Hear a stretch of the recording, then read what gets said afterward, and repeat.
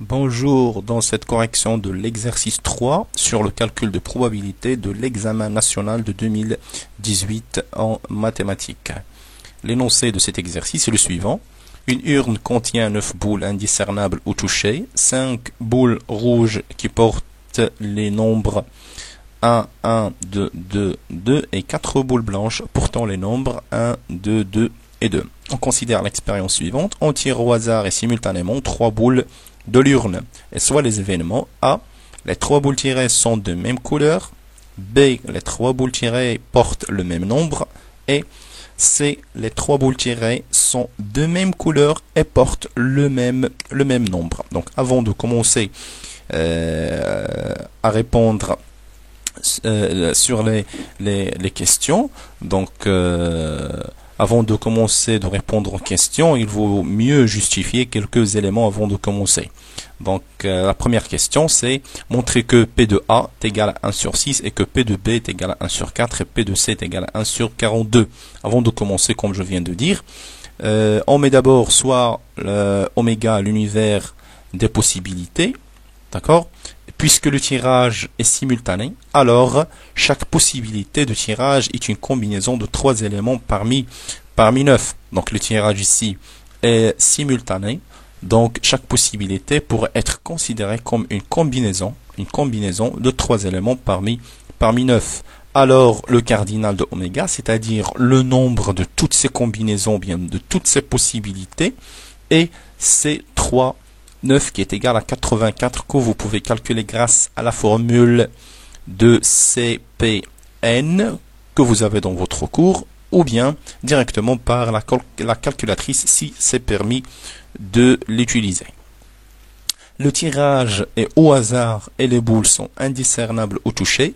Alors c'est une expérience aléatoire parce qu'ici le tirage se fait d'une manière ou bien se fait au hasard et les boules sont indiscernables au toucher, donc l'hypothèse d'équiprobabilité est satisfaite. Avec cette hypothèse d'équiprobabilité, on peut écrire que la probabilité de chaque événement, c'est son cardinal sur le cardinal de oméga. Donc P de A, c'est cardinal A sur cardinal oméga, de même pour P de B et pour P de C. Donc maintenant, on a A, les 3 boules tirées sont de même couleur. Donc il suffit juste de voir combien nous avons de chaque boule dans chaque couleur. L'événement A est équivalent à dire tirer 3 boules blanches ou 3 boules rouges. En total, nous avons 5 boules rouges et nous avons 4 boules blanches. Donc directement, le cardinal de A, c'est le nombre c'est le nombre de combinaisons de 3 parmi 4, parce que nous avons ici 4 boules blanches, plus ces 5 qui concernent les boules rouges. Donc c'est égal à 14 sur 84 qui est 1 sur 6. Vous pouvez bien faire ça grâce à une calculatrice. Celle-là va vous donner 4. Ces 5 va vous donner 10, donc 4 plus 10, ça va donner exactement 14 sur 84 qui est égal à 1 sur 6. Pour l'événement B, les 3 boules tirées portent le même nombre. Donc on doit voir combien nous avons de chaque boule qui porte un certain nombre. Ceci est équivalent à dire que les 3 boules tirées portent le nombre 1 ou les 3 boules tirées portent le nombre 2. Ici on ne s'intéresse pas à la couleur ou bien aux couleurs, mais on s'intéresse juste au nombre. Donc nous avons 3 boules qui portent le nombre 1 et nous avons 6 boules qui portent le nombre 2. Donc puisqu'on a 3 boules qui portent le nombre 1 et 6 boules qui portent le nombre 2, alors le cardinal de B c'est C de 3 parmi 6 plus le C de 3 qui est égal à 21 sur 84 qui est égal à 1 sur 4. Donc la probabilité de l'événement B, c'est 1 sur 4. Pour l'événement C, les 3 boules tirées sont de même couleur et portent le même nombre. Là, ça peut paraître un peu compliqué, mais il faut bien penser dans ce type de question. Donc ici, on a et. Donc, le choix va se mettre sur 2 propriétés. La propriété, c'est de porter la même couleur et porter encore une fois le même nombre. Donc en revenant à l'énoncé ou bien en regardant la figure, on peut voir que cet événement est équivalent à la chose suivante. Les trois boules tirées sont rouges et portent le nombre 2. Ou bien, les trois boules tirées sont blanches et portent le nombre 2. Pourquoi on a éliminé le nombre 1? Tout simplement parce que si on revient à l'énoncé, ici, donc nous avons ici, il n'y a pas trois boules qui portent le numéro 1 et qui sont en même temps rouges. On a juste trois boules qui portent le numéro 2 et qui sont en même temps rouges. Et nous avons trois boules qui portent le numéro 2 et qui sont en même temps blanches. On n'a pas trois boules qui sont blanches et portent le numéro 1 et on n'a pas trois boules qui sont rouges et qui portent le numéro 1. On a ici juste 2 et ici nous avons juste 1. Donc l'événement C est équivalent à dire que les trois boules tirées sont rouges et portent le nombre 2, ou bien les trois sont blanches et portent le nombre 2. Puisqu'on a 3, 3, donc le cardinal de C, désolé ici ce n'est pas le cardinal de B, c'est le cardinal de C, ici c'est le cardinal aussi de C, c'est la probabilité de C. Donc P de C, c'est cardinal de C sur cardinal oméga, c'est C33 plus C33 sur 84, qui est 2 sur 84, 1 sur 42. Je rappelle ici que c'est C et non pas B. Deuxième question.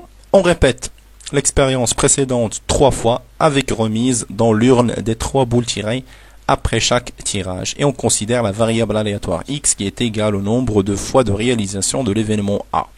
Donc il faut bien lire l'énoncé. Donc l'expérience précédente c'était de tirer 3 boules simultanément. On va répéter cette expérience 3 fois. C'est-à-dire, dans la première fois, on va tirer 3 boules de l'urne. On va les rendre, ou bien on va les remettre dans l'urne pour avoir les mêmes conditions de l'expérience. On va les retirer une deuxième fois.